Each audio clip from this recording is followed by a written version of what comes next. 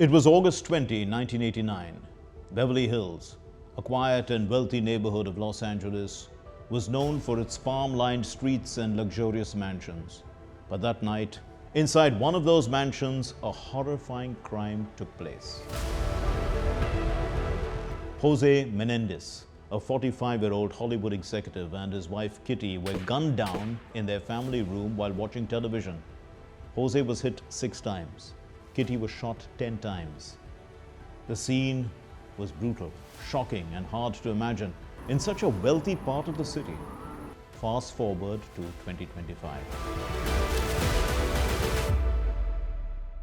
More than 3 decades later, their sons, Lyle and Erik Menendez, they remain in prison for those murders. In August 2025, both brothers went before California's Parole Board and both were denied release. They had hoped their long years in prison, their rehabilitation, and their remorse would earn them a second chance. But the parole boards said no. The decision once again put the Menendez case back in headlines. 36 years after that night in Beverly Hills. Let's go back to how it all began. At 11:47 p.m. on the night of the murders, a 911 call came in.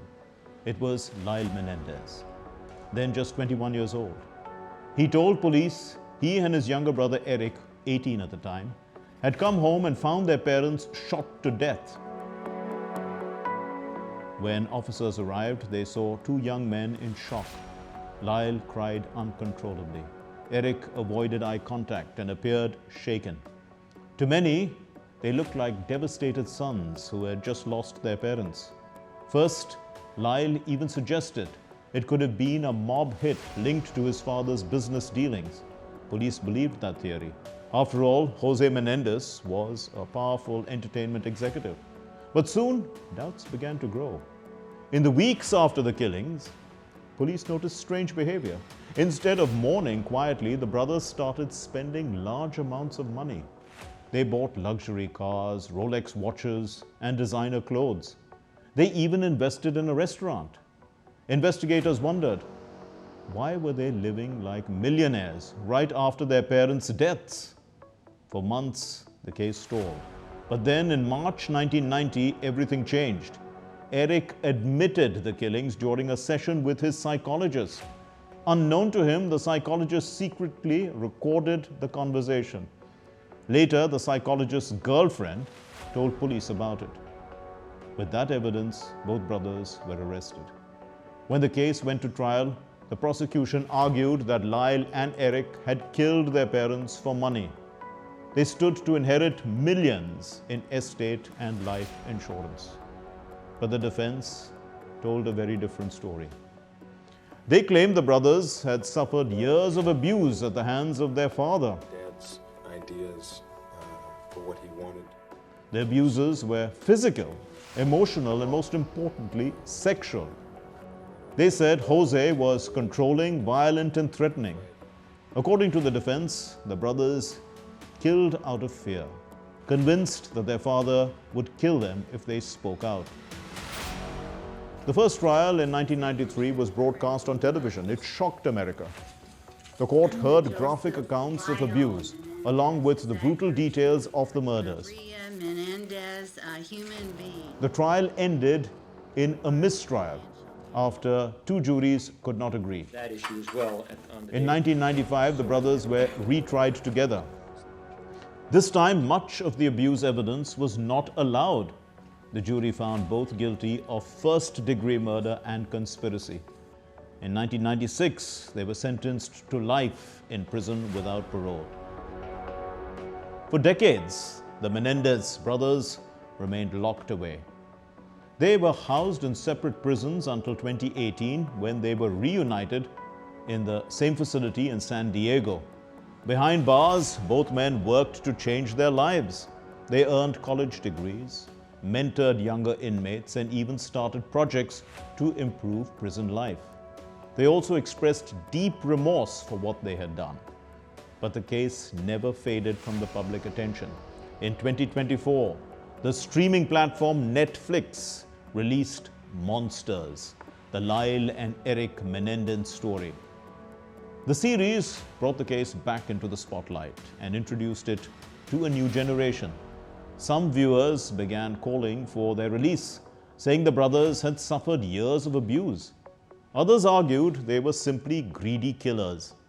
The Menendez mansion at 722 North Elm Drive, Beverly Hills, continues to attract public attention, especially after the release of the Netflix series about the case. Actually, it's huge everywhere, especially since the Netflix came out, which I don't like because I think calling it monsters is rude. It's not good. I don't think the boys were monsters. They were mistreated, and not that murder is right, they did it wrong, but no, they should be released, definitely.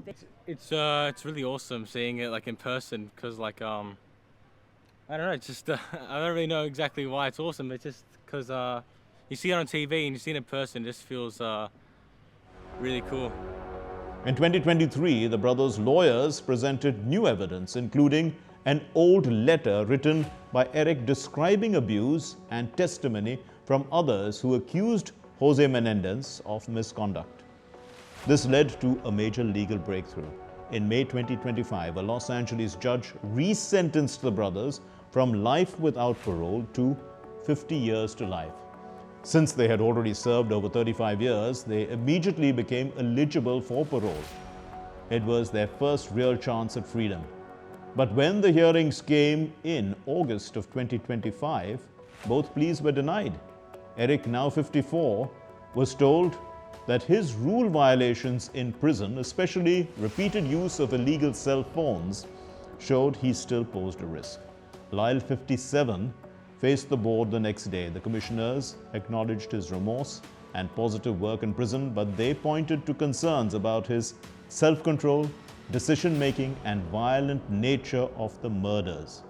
When they committed the murders themselves, they staged it to look like a brutal mafia killing, shooting their father through the back of the head, their mother who lied dying and bleeding on the ground. They reloaded the shotgun, put it up to her cheek, and pulled the trigger. And then after the parents were dead, they shot them each in the kneecaps in order to stage this as a mafia killing. Today, both brothers remain at the Richard J. Donovan Correctional Facility in San Diego. They could apply for parole again in 2028, though with good behavior, that could come earlier. They could also seek clemency from the California Governor, Gavin Newsom. But for now, their future is uncertain. The Menendez case continues to divide opinion. Were they cold-blooded killers who murdered for money? Or were they victims who acted out of fear after years of abuse? But one thing is for sure. On that summer night in 1989, in one of Los Angeles' most glamorous neighborhoods, the Menendez brothers forever changed the image of the American family behind closed doors.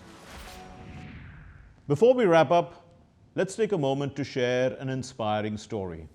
In Brazil, an NGO is rescuing and rehabilitating wild animals caught in the chaos of urban life, offering them a second chance and helping protect the rich biodiversity of the region. Thanks for watching. We leave you now with these visuals.